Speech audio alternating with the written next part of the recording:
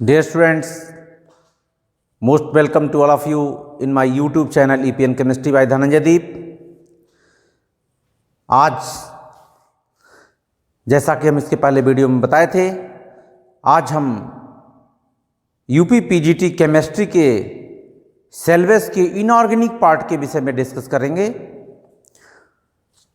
बहुत सारे स्टूडेंट्स के कमेंट्स हैं कि सर सेलेबस के बारे में तीनों पार्ट को डिस्कस करें। बहुत सारे स्टूडेंट्स, यहाँ भी आपको बता दूं, बहुत सारे स्टूडेंट्स सर क्लास स्टार्ट कर दीजिए। देखिए, जैसे हम आपको बताए हैं कि how you to prepare yourself for PGT exams, तो उसी प्रकार से जिस प्रकार से आपको हमने स्ट्रेटजी बताई है कि आप कैसे स्ट्रेटजी बना करके उसको पार्ट वाइज डिवाइज करके इस तरह से काम कर स्टार्ट करें, उसी तरीके से पढ़ाई से पहले पढ़ाई का एक एटमॉस्फेयर, जब आपके माइंड में PGT PGT PGT PGT only PGT आ जाएगा, तब आप ये क्वेश्चन करना बंद कर देंगे कि आप क्लास स्टार्ट करिए। आपकी क्लास स्टार्ट है एक तरीके से। ऐसा नहीं है कि आपको तुरंत सब्जेक्ट मतलब उसमें जो है कार्बनिक रसायन और इनऑर्गेनिक केमिस्ट्री और फिजिकल केमिस्ट्री स्टार्ट कर दें, वो आपके लिए बहुत अच्छा नहीं होगा। इसलिए नहीं होगा कि सबसे पहले आप मेंटली प्रिपेयर हों, उसके बाद आप थोड़े से जो है उसके प्रति पॉजिटिव नज़रिया बनावें। होपलेस अगर हो तो वो दूर हो जाए आपका। इस तरह से करके जब आपको हम एनर्जी से भर देंगे, उसके बाद जो काम हम 1 महीने में कर सकते हैं, वो काम हम आपको 10 दिन में करके दिखाएंगे। आफ्टर 10 डेज आपको लगने लगेगा कि हाँ, हम किसी चीज़ की तैयारी कर रहे हैं और मैं उस कंपटीशन को निकाल सकता हूँ। इसलिए बहुत जल्दबाजी करने की आवश्यकता नहीं है। अगर कोई चीज़ बहुत जल्दी मिल जाती है तो ये समझिए वो अनस्टेबल है। इसलिए स्टेबिलिटी की तरफ बढ़िए, शॉर्टकट जाने का प्रयास मत करिए। और हमने आपको पहले ही बता दिया है कि there is no difference between the IQ level of a teacher and student at this level. आप भी पीजी हैं, इसलिए थोड़े से धैर्य के साथ, स्ट्रेटजी के साथ पहले अपने को मेकअप करिए कि आप क्या करने जा रहे हैं। आप फील लाइए, अपने अंदर फीलिंग उत्पन्न करिए कि I am MSc, I am post graduate, I am master of science in chemistry. अपनी वैल्यू को समझिए, और जिस दिन आप अपनी वैल्यू को समझने लगेंगे तो ये हमारा काम बहुत आसान हो जाएगा। MSc तक आप कैसे भी पहुँचे हों, केमिस्ट्री से MSc आपने अगर किया है, किसी भी रूट से आप वहाँ तक पहुँचे हों, तो मास्टर इज मास्टर। इसलिए बहुत परेशान होने की ज़रूरत नहीं है। हम आपका आकलन कर रहे हैं, जो लोग हमें कमेंट कर रहे हैं हम उनको एनालाइज कर रहे हैं, और जैसे ही हमारा लगभग 50% के अकॉर्डिंग कंक्लूज़न आ जाएगा कि हमारे पास जो ये स्टूडेंट्स हैं इनका लेवल क्या है, हमें इनको किस तरीके से इनके इम्प्रूवमेंट के लिए कहाँ कहाँ काम करना है, फिर आपके 1 मंथ के काम को हम 10 डेज में कंप्लीट करेंगे। और आप को तब आभास होगा कि किसी भी चीज़ को हम तुरंत पकड़ लें और दौड़ने लगें, ऐसा नहीं है। पहले उसको सोचिए, समझिए, कहाँ से स्टार्ट करें, कैसे स्टार्ट करें, किस लेवल से स्टार्ट करें, उसके लिए आपको क्या करना है, उसके लिए हमें क्या करना है, किस प्रकार का एटमॉस्फेयर होना चाहिए हमारे आपके बीच में, क्या थिंकिंग होनी चाहिए। पॉजिटिव थिंकिंग आपकी भी होनी चाहिए, पॉजिटिव थिंकिंग हमारी भी होनी चाहिए। किसी भी चीज़ को आप निगेटिव वे में लेंगे तो नुकसान हमेशा आपका होगा। हम परेशान हो सकते हैं, लेकिन नुकसान अब मेरा कुछ नहीं होने वाला है। नुकसान अगर कुछ भी आप इसमें निगेटिविटी की तरफ जाएंगे तो नुकसान आपका होगा। इसलिए निगेटिविटी को बिल्कुल दूर दूर तक रखिए, दूर ही रखिए, पास बिल्कुल मत आने दीजिए। कहीं किसी प्रकार की किसी की समस्या है, आप कमेंट में लिख रहे हैं, हम उसका प्रयास ये कर रहे हैं कि हर किसी के कमेंट को हम वो करें, मतलब उसका उत्तर दें। एक चीज़ और स्टूडेंट्स मैं आप लोगों को बताना चाहता हूँ कि मैं भी एक टीचर हूँ और एक टीचर का सबसे बड़ा जो इच्छा होती है वो ये होती है कि उसके मैक्सिमम से मैक्सिमम स्टूडेंट्स सक्सेस हों। वही हमारी भी है कि आप लोगों में से अधिक लोग सक्सेस हों। बहुत अच्छी वैकेंसी है, बहुत अच्छी है। जब हम लोग दिए थे उस समय ओनली 33 वैकेंसी थी, लेकिन इस समय बहुत अच्छी वैकेंसी है, आप लोगों के लिए बहुत अपॉर्चुनिटी है। कोई आप हड़बड़ी न करें, जिससे हमारा भी काम आसान हो जाए, आपका भी काम आसान हो जाए। अब इसमें से कुछ स्टूडेंट्स कह रहे हैं कि सर वीडियो को इम्प्रूव करिए, तो मैं आप लोगों को बताना चाहता हूँ कि प्रयास कर रहा हूँ। जितनी मेरे पास नॉलेज है, मेरी कोई मतलब वो ऐसे टीम नहीं है कि जिसके हेल्प से मैं ये सब कर पाऊँ, लेकिन आप तक जो मैटर है वो ज़रूर पहुँचेगा अच्छी तरीके से। वीडियो की क्वालिटी भी मैं ट्राई कर रहा हूँ इम्प्रूव करने के लिए, और आज की वीडियो हो सकता है कल से अच्छी हो। तो अब समय को वेस्ट न करते हुए पुनः अपने टॉपिक पर आते हैं। आज हम इनऑर्गेनिक सेल वेस्ट के विषय में डिस्कस करेंगे,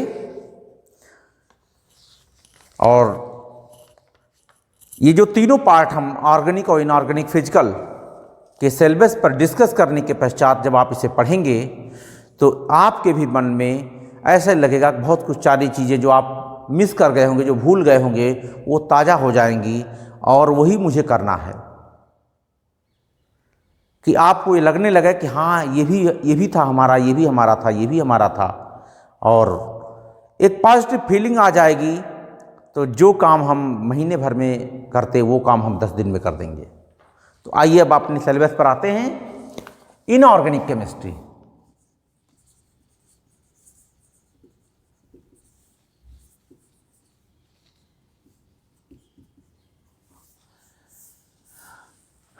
अकार्बनिक रसायन।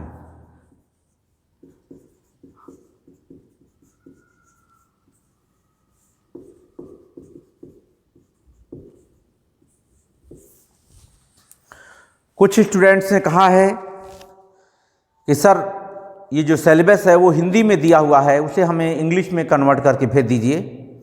तो देखिए इतना सारा लिखना ये सब पॉसिबल नहीं है। वैसे जब हम बताएंगे कोई भी चीज़ तो हिंदी और इंग्लिश दोनों में आपको बताएंगे। तो इसमें जो आपका इनऑर्गेनिक सिलेबस का है, इसमें सबसे पहले है एटॉमिक स्ट्रक्चर, परमाणु संरचना। एटॉमिक स्ट्रक्चर,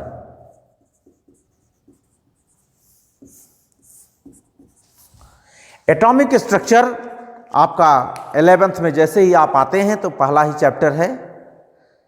और ये भी आपको बता दें कि 6 से लेकर के MSc तक की जितनी भी चीज़ें आप कुछ भी नहीं कह सकते।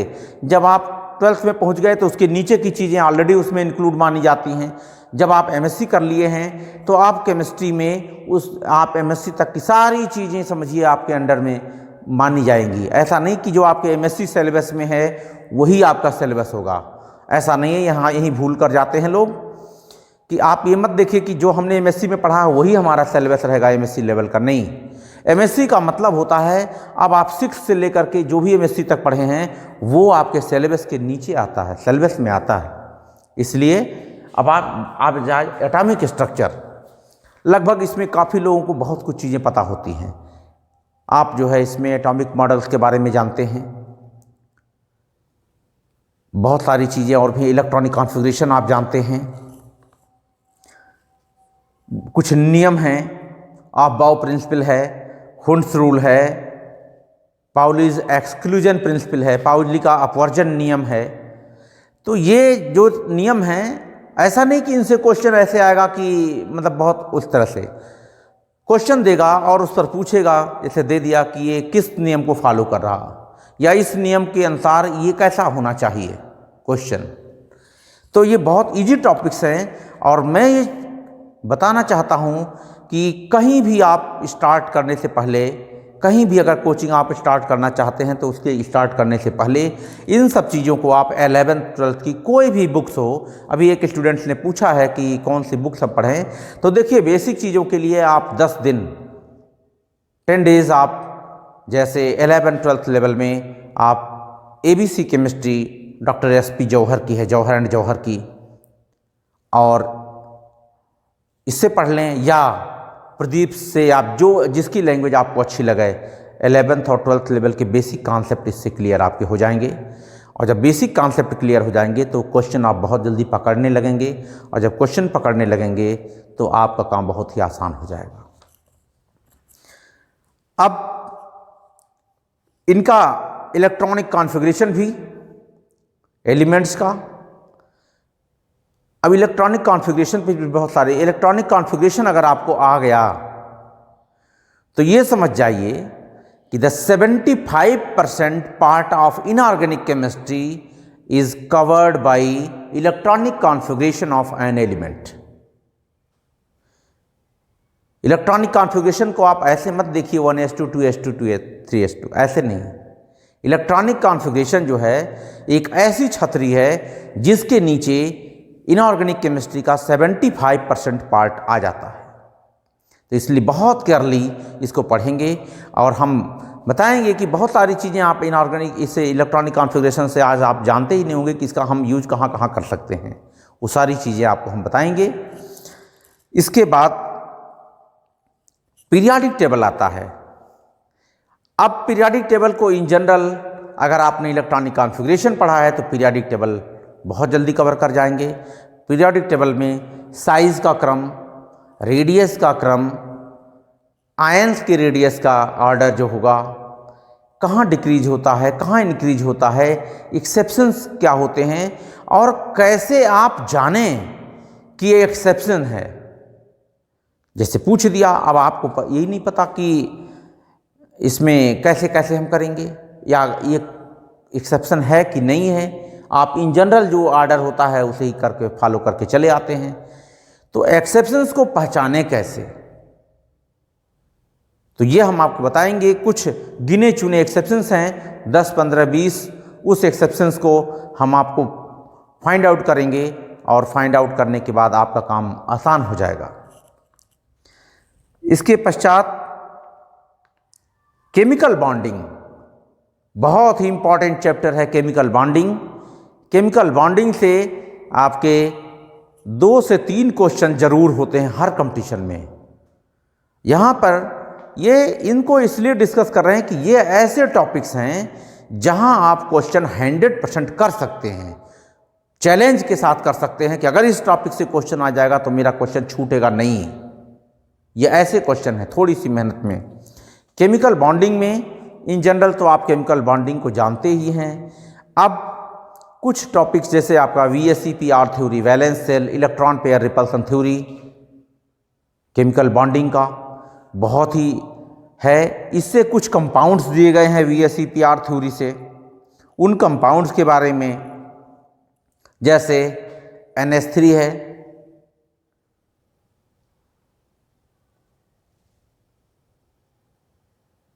H3O NH3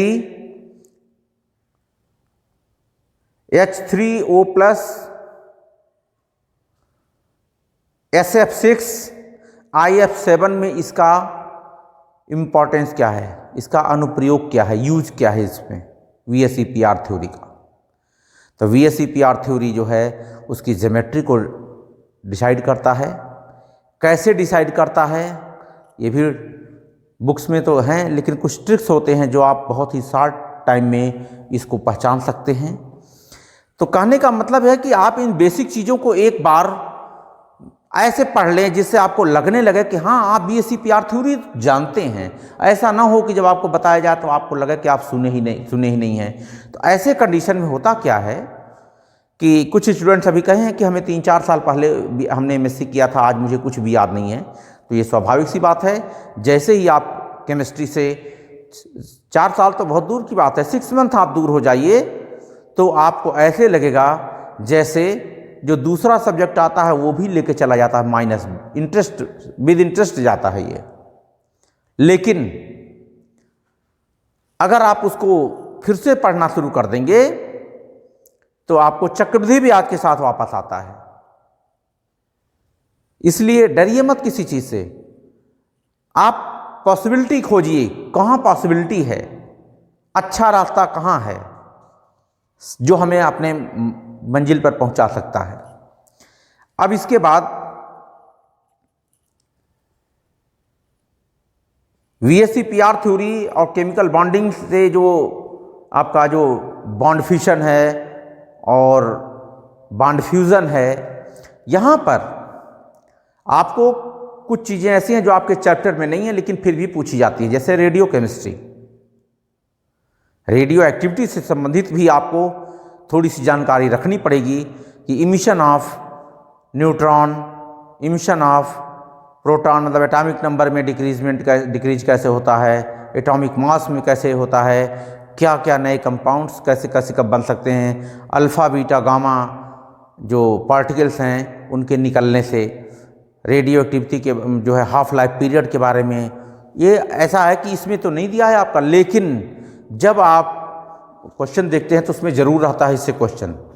तो इसी से रिलेटेड है ये भी, केमिकल बॉन्डिंग से उसका भी रिलेशन हम बताएंगे आपको, निकालेंगे, इसके बारे में भी थोड़ा सा बताएंगे। इसके बाद आपका आता है एस ब्लॉक एलिमेंट।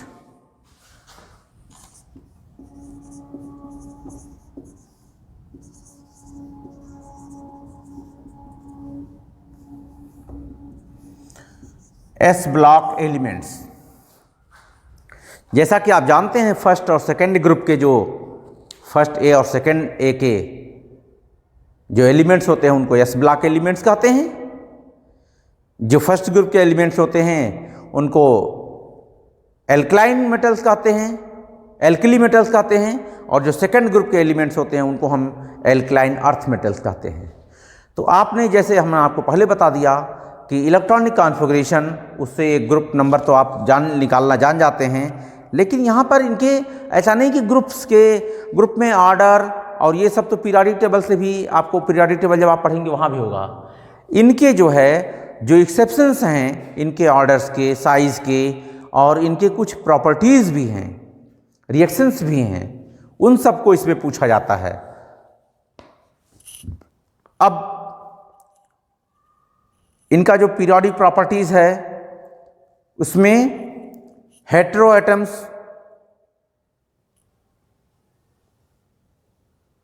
ये तो पी ब्लॉक के होते हैं, इसमें पी ब्लॉक के इलेक्ट्रॉन, जो पी ब्लॉक है वो भी है, S block, P block, D block तीनों हैं। S block elements, P block elements और डी ब्लॉक एलिमेंट्स।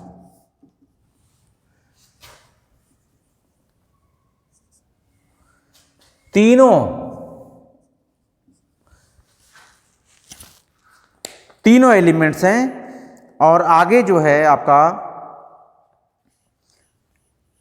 लेंथेनाइड और एक्टिनाइड भी है, अर्थात एफ ब्लॉक एलिमेंट्स भी हैं। इसमें आप लिख लें एफ ब्लॉक एलिमेंट्स भी, इनकी भी आपको स्टडी करनी है। तो एस ब्लॉक, पी ब्लॉक और डी ब्लॉक, एफ ब्लॉक, तो बचा ही क्या, कुछ नहीं बचा। हमने आपको पहले ही बता दिया कि जो एमएससी में आप ये मत सोचिए कि केवल जो हम वहाँ पढ़ रहे हैं वही है, उसके नीचे जितना आज तक आपने पढ़ा है वो सभी आपके सिलेबस में आप है। ऐसा आप नहीं कर सकते कि हमारे सिलेबस में नहीं है इसे हम नहीं पढ़ेंगे। तो ये सारी चीज़ें आपको पढ़नी है। अब ये जो सिलेबस है, जो लोग इसमें जो है यूट्यूब पर डालना संभव नहीं है, जो लोग व्हाट्सएप कर रहे हैं, जो पूछ रहे हैं, उनको हम सिलेबस कर दे रहे हैं। वैसे आप इसको डाउनलोड भी कर सकते हैं, माध्यमिक शिक्षा उत्तर प्रदेश की जो वेबसाइट है उस पर है, तो हिंदी में है सिलेबस, आप थोड़ा सा इसे देख लेंगे, हम भी हेल्प करते रह रहे हैं, तो इससे आपका क्लियर हो जाएगा। अब इसके बाद इसमें आपके inter halogen compounds, diborane, silicones, phosphazenes, तो ये आपके नाइट्रोजन और फास्फोरस के सल्फाइड्स, इनके विषय में स्टडी करना है। और इसमें आपका विरंजक चूर्ण के विषय में भी स्टडी करना है, एस ब्लॉक पी ब्लॉक में। अब डी ब्लॉक में आ जाएं। डी ब्लॉक में आपका जो तत्व हैं, इसी डी ब्लॉक से ही आपके कैटलिस्ट भी आते हैं। सरफेस के बारे में, इनके सरफेस प्रॉपर्टी जो इनकी होती है, उससे हर कंपटीशन में क्वेश्चन पूछा जाता है। तो इसलिए डी ब्लॉक के एलिमेंट्स को बहुत ही केयरफुली पढ़ना है। एक एक एलिमेंट्स को पढ़ना, छोड़ना किसी को नहीं है। तभी ये कंपटीशन आप जो है जहां हम ले चलना चाहते हैं, तभी आप वहां पहुंच सकते हैं। इसके बाद एक चैप्टर आता है जिससे आप अगर थोड़ी सी होशियारी रहें तो क्वेश्चन बिल्कुल नहीं, इनऑर्गेनिक में आप सबसे ज़्यादा स्कोर कर सकते हैं। इनऑर्गेनिक केमिस्ट्री में सबसे अधिक स्कोर आप कर सकते हैं। कुछ स्टूडेंट ने वो किया है कि सर हमारे पास जो है एमएससी, हमारी जो एमएससी है वहाँ पर ऑर्गेनिक इनऑर्गेनिक फिजिकल नहीं होता है। तो कोई बात नहीं है, नहीं होता है, उससे कोई फर्क नहीं पड़ता है। आपके यहाँ अगर तीनों पढ़ाया जाता है तो और अच्छी बात है।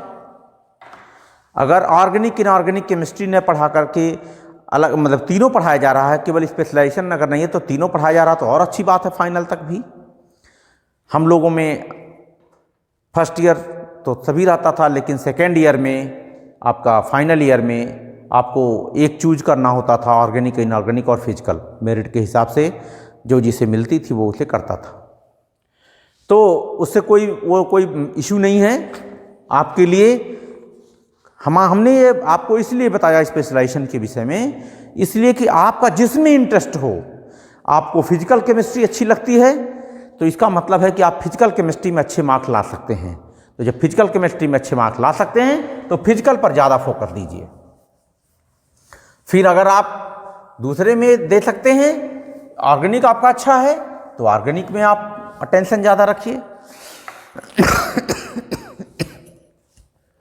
अब आपका ये टॉपिक है, ये बहुत ही अच्छा टॉपिक है और बहुत अच्छे क्वेश्चन इससे आते हैं। ये है आपका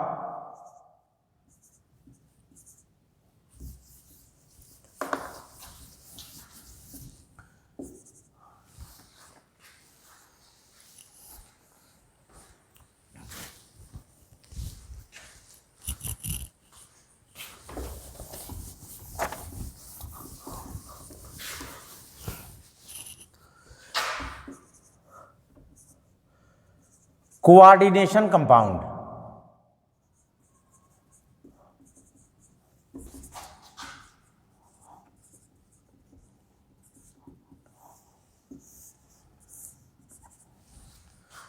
कोऑर्डिनेशन कंपाउंड्स या कोऑर्डिनेशन कंपाउंड, उप सहसंयोजी यौगिक बहुत ही इंपॉर्टेंट चैप्टर है और इससे थोड़ी सी मेहनत में आप क्वेश्चंस अधिक से अधिक कर लेंगे। ये इंटरेस्ट बहुत आता है इसको पढ़ने में। तीन चीज़ इसमें, एक तो आपको वर्नर्स थ्योरी पढ़ना है, वर्नर्स थ्योरी। दूसरा इसमें क्रिस्टल फील्ड या सीएफटी पढ़ना है। क्रिस्टल फील्ड थ्योरी क्या है, वर्नर्स थ्योरी क्या है, और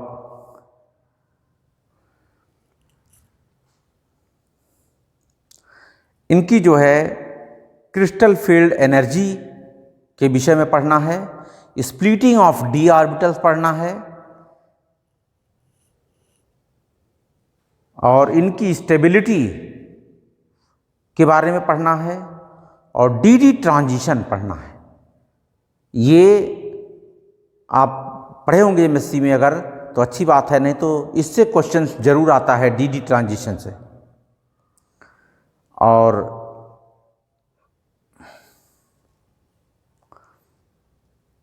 इनकी मैग्नेटिक प्रॉपर्टी इनसे कैसे निकालते हैं, कैसे समझते हैं। और इसमें एक चीज़ और भी आता है, effective atomic number. Effective atomic number तो कोऑर्डिनेशन कंपाउंड में बहुत ज़्यादा मेहनत नहीं लगेगा, लेकिन क्वेश्चन इससे ज़रूर आते हैं, बहुत अच्छे क्वेश्चन आते हैं। ये आप थोड़ी सी मेहनत करके आप इसके सारे क्वेश्चन कर सकते हैं। इसलिए सभी से ये कहेंगे हम इनऑर्गेनिक पार्ट को विशेष फोकस रखें। इनऑर्गेनिक का क्वेश्चन लगभग दोनों सभी लोग कर सकते हैं, बहुत अच्छे क्वेश्चन इससे हो सकते हैं। इनऑर्गेनिक आपका स्कोर कर सकता है आपके एग्ज़ाम को। इसमें जो है आपका लेंथेनाइड, एक्टिनाइड्स, लेंथेनाइड और एक्टिनाइड का कॉन्ट्रैक्शन,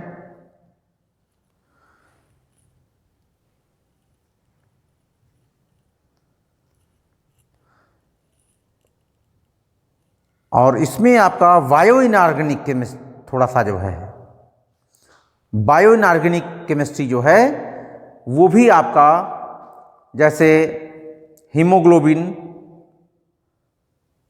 क्लोरोफिल, पोरकायरिन्स, मेटल पोरकायरिन्स, तो ये कुछ नई चीज़ें हैं जो ऐड हुई, मतलब इसमें आपको जो हो सकता है आप इसके पहले न जानते हों। तो इससे कोई भी चीज़ घबराने की ज़रूरत नहीं है, पूरी गाइडलाइन आपको मिलेगी और टॉपिक बाय टॉपिक मिलेगी गाइडलाइन। और इसी के साथ बस आपका इनऑर्गेनिक केमिस्ट्री में इतना ही है। अब आपको कहने के लिए तो लगेगा कि जैसे इनऑर्गेनिक केमिस्ट्री का सिलेबस बहुत शार्ट है, लेकिन ये केवल एक जो है दूर से आपको, जैसे बच्चे को अपने पास बुलाने के लिए लॉलीपॉप दिया जाता है, टॉफ़ी चॉकलेट दिखा करके उसे बुलाया जाता है, ऐसे ही आपको बुलाया जा रहा है कि ये टॉपिक कुछ नहीं है, इसमें आ जाओ, लो लो लो। लेकिन अगर आपने एमएससी किया है तो इतने ही टॉपिकों का मतलब ये समुद्र है, मोती आपको ढूंढना है। और मोती ऊपर कभी नहीं मिलता, मोती मिलता है कहाँ? बॉटम में। तो इसलिए यदि आपको मोती लेना है तो अभी से उसकी एक रणनीति बनाइए। रणनीति कैसे बनाई जाती है हमने आपको इसके पहले वीडियो में, कई वीडियो जो हमने बनाया उसमें दिया है। अब हम आपको सिलेबस पर डिस्कस, हमने ऑर्गेनिक केमिस्ट्री का सिलेबस डिस्कस किया इसके पहले वीडियो में। आज हम इनऑर्गेनिक के सिलेबस के विषय में डिस्कस कर रहे हैं।